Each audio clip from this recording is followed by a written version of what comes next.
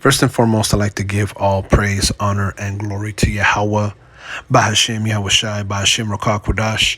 Double honors to the apostles and the elders of Great Millstone that rule well, and a sincere salutation to you, Akim and you, Akwat, that believe in all sincerity.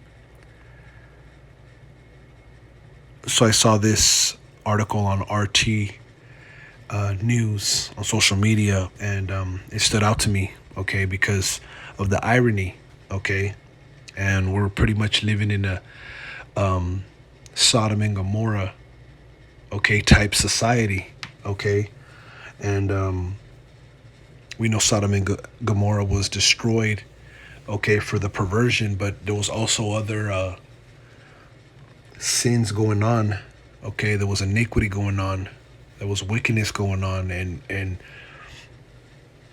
pretty much, if the Lord had left us a remnant, we'd all have been like Sodom and Gomorrah, okay.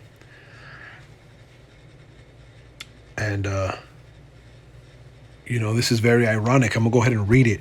Okay, it says a reporter and a cameraman from a TV news station were preparing to do a live piece on a recent spate of robberies plaguing Chicago when some obliging soul decided to add a touch of authenticity to the report.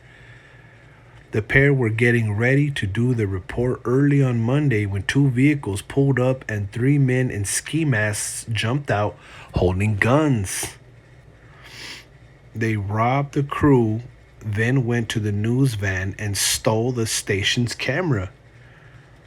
This is the latest in a spate of thefts around Chicago. At least 30 people were robbed or carjacked between Sunday afternoon and Monday morning alone. Guess that's 32 now.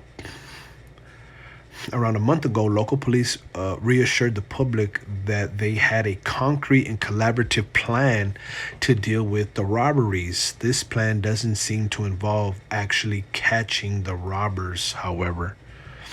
Okay, and I thought that was very ironic that, this reporter and this cameraman, from a news station are about to do a report about a string of robberies when they're actually robbed, okay? And not only are they robbed, but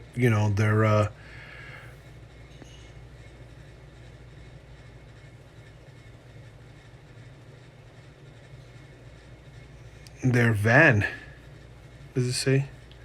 Yeah, they went to the news van and stole the station's camera, okay?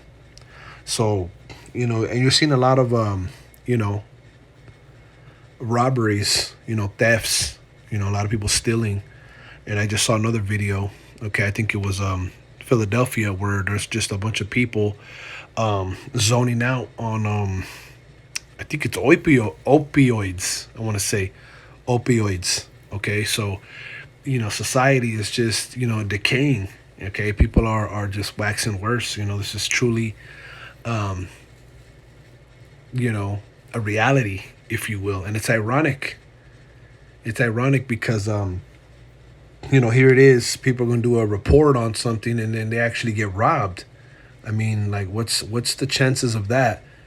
It just goes to show you, what type of world we're living in. And seeing that to me is what stood out, is that it's like it's not far-fetched.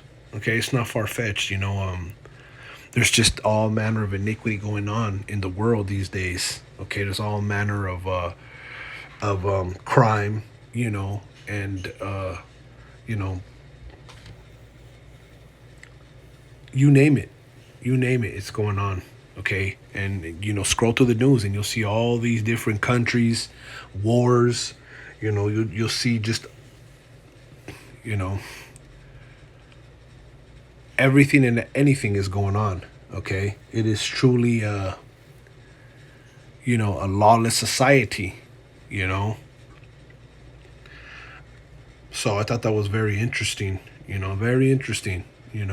What's the chances of you trying to do a report, okay, on robberies and you get robbed? I mean, like, man.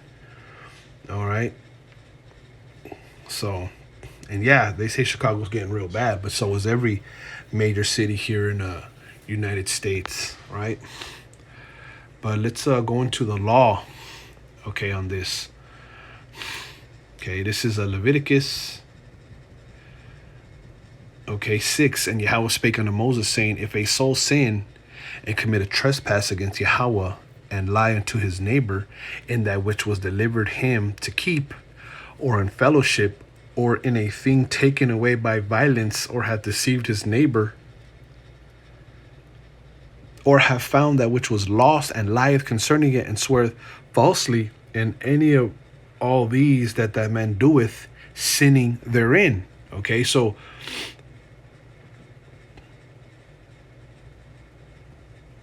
you cannot lie to your neighbor. Okay, if you have something that is his and you're holding it, okay. We'll read it in the NLT. It says, suppose one of you sins against your associate and is unfaithful to Yahweh. Suppose you cheat in a deal involving security deposit, or you steal or commit fraud. Okay. It says, third verse, or have found that which was lost, and lieth concerning it, and sweareth falsely, in any of all these that a man doeth, sinning therein. Right. So, even if you found something that was lost and you lie about it, you swear about it, okay, that's a sin, so no manner of deception is to be done, involving goods or business, or robbery or stealing, even by violence, and dudes carrying guns and robbing people. That's violent. That's violent in itself. Okay. It says, then it shall be, because he hath sinned and is guilty, that he shall restore that which he took violently away, or the thing which he had dealt deceitfully gotten, or that which was delivered him to keep, or that lost thing which he found. Right. So you got to give back what you violently took away, or the thing which you have deceitfully gotten by fraud, or that which was delivered him to keep. Right. Security deposit, or hold my stuff. All right. Or the lost thing which he found, because a lot of people believe finders keepers, losers weepers. Okay, that's the saying in the world. A lot of people believe that if you find something that is lost, that it's yours, and it's not. Okay, that belonged to somebody. Okay, so that's the law on that. You got to restore it. Okay, and you can read more on the law, but I just wanted to read that because as I mentioned, you got a lot of people that say that that's funny.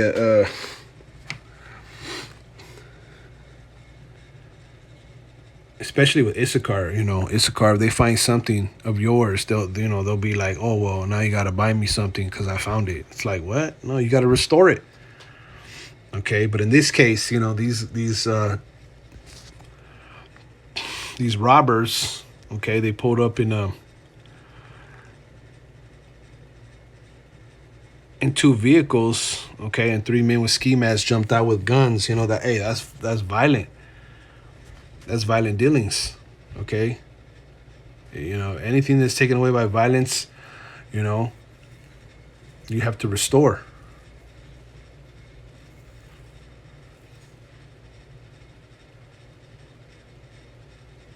So that's definitely, you sinning against Yahweh Bashem Yahweh Shai.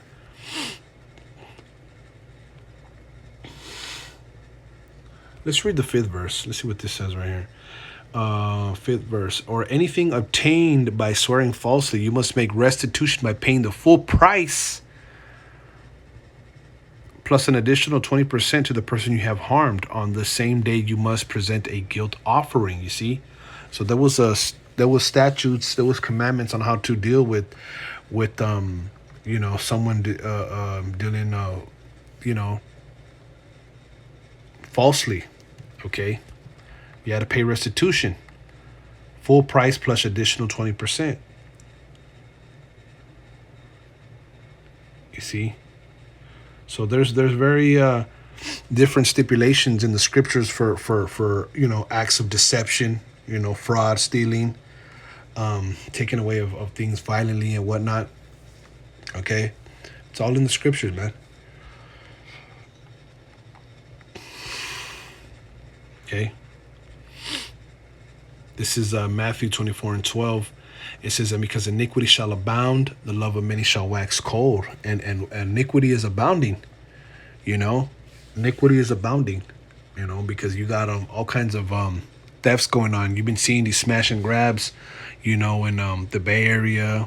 I think in LA as well, but also Chicago. As I said, there's a lot of homelessness. There's a lot of transients in your inner cities. There's this the spirit of hopelessness. Inflation is going up, and people are getting desperate. You see, so it says, and because iniquity shall abound, the love of many shall wax cold. And it's becoming a dog eat dog world. It's becoming a every man for himself. Just guys so called trying to survive, and by being deceptive, fraud and stealing, robberies and whatnot.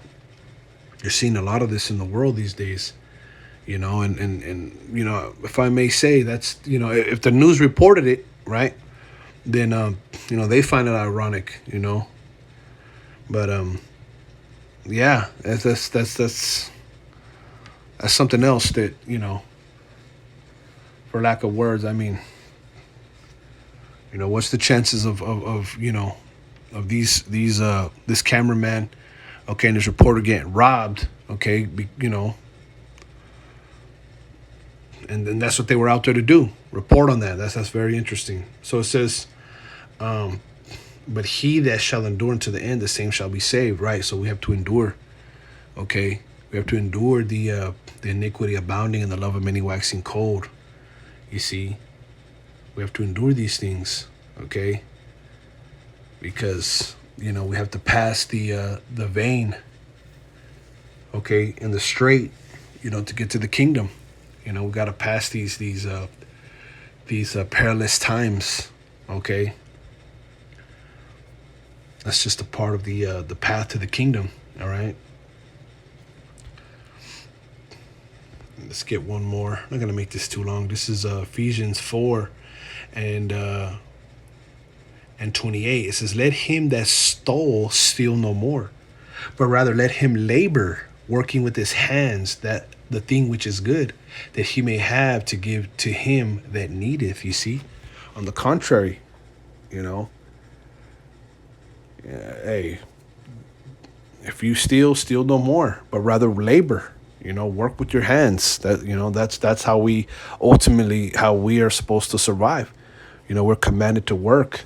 Okay, no matter if it's unjust in this kingdom, no matter what. That's the way we make our daily bread. Okay, that's how we make money. And money's a defense. That's how we put a roof over our head, sustain our family, and ultimately sustain ourselves. Okay, and also hey, you work and sometimes you get extra. You could also give to those that need, brothers that need money to fall on tough times. Hey, by working, you're able to help out the next brother. That's what it's about. Ultimately helping out the Akim, helping us move forward. Because we're all in need, and we all need to help each other to the best that we can. When it's possible. You see, because we're not taking this money with us. You see, but we're definitely not gonna go out and steal. Okay, but labor, and that's honorable. You know how it feels. It feels good. Coming home. At the end of the pay period, at the end of the week, or whatever the case. And you earn that money. It's there's nothing better. But I just wanted to bring this out. As I said, I thought that was very ironic, if that's the word. But that this would actually happen, And yeah, we're living in perilous times. We're living in perilous times where iniquity is abounding. The love of many waxing cold. I mean, the Lord doesn't, it's not much longer. It's not much longer to the Heavenly Father comes, because if this increases, man, it's gonna be, it's gonna be Mad Max, or like that movie Cyborg, or all these post-apocalyptic movies where there's anarchy in the streets, and it's just, everybody's running wild.